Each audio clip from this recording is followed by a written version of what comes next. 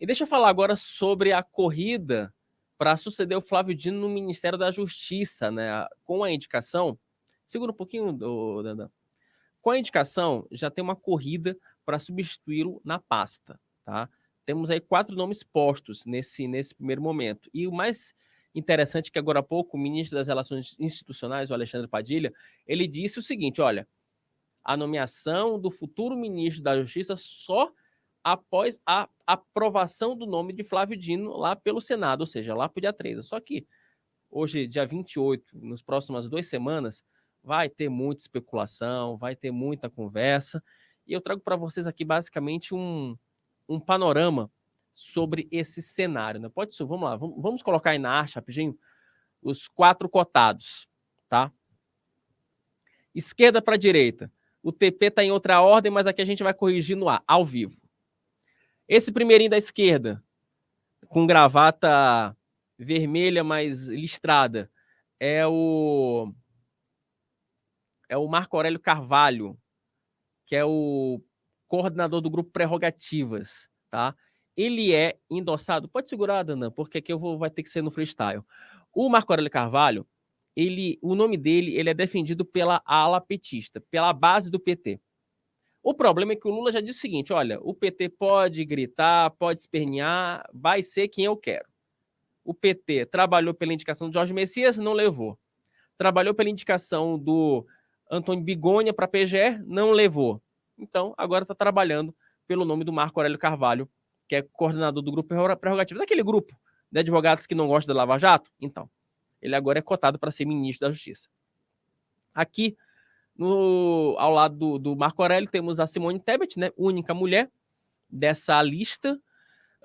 Ontem eu trouxe essa informação em primeira mão de que ela estava sendo cotada para ser ministra da Justiça, e seria um arranjo com o seguinte raciocínio: o governo Lula aproveitaria esse momento em que ele tem sido criticado pela falta de representatividade feminina em cortes, em tribunais, para colocar Simone Tebet no Ministério da Justiça. De quebra, você abre uma vaga para o Ministério do Planejamento e pode entregar essa vaga para algum parlamentar do Centrão, justamente no momento em que o Centrão pressiona o governo federal por mais verbas e por uma entrada maior na estrutura do Palácio do Planalto, tá?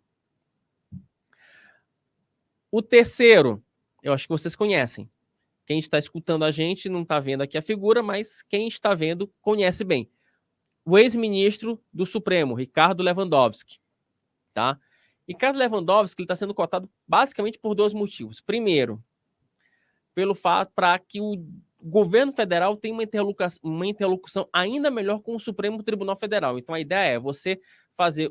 É que o Ricardo Lewandowski exerce um trabalho parecido com o que foi feito pelo Márcio Tomás Bastos lá no primeiro mandato do Lula. Então, ele quer, basicamente, né, uma possível indicação do Lewandowski, ela teria essa função, né, de você mediar qualquer conflito com o Supremo Tribunal Federal por meio do Ministério da Justiça, tá? E também tem uma outra historinha que já circula aqui em Brasília, que é a seguinte: uma nomeação do Ricardo Lewandowski também seria uma forma do Lula apaziguar, digamos que, os ânimos com o próprio Lewandowski. Por quê? Porque lembram da primeira indicação lá do Zanin? Então, o Lewandowski sugeriu para Lula o nome do jurista Manuel Carlos de Almeida Neto. O Lula descartou essa indicação. E desde então ficou um clima meio estranho. Eles não romperam, mas ficou aquele clima meio desconfortável, para dizer o mínimo. Então, indicar o Ricardo Lewandowski para o Ministério da Justiça seria uma forma de, né, afagar o ego do ex-ministro do Supremo Tribunal Federal e proporcionar uma reconciliação de uma vez por todas entre Lula e o Lewandowski. Por fim, aqui na sua direita, de gravata vermelha, que não é listrada, temos o Ricardo Capelli, que é o secretário executivo do Ministério da Justiça. Ele é um homem de confiança do Flávio Dino. E aí, sem querer querendo, quem foi que fez a arte? Foi o Matheus ou foi o Freitas? Matheus. Foi o Matheus. Então, sem querer querendo, o Freitas colocou o Matheus nessa ordem aqui de nomes, ele acabou colocando uma simbologia interessante que eu vou trazer para vocês. O Ricardo Capelli, ele é odiado. Eu vou dizer de novo.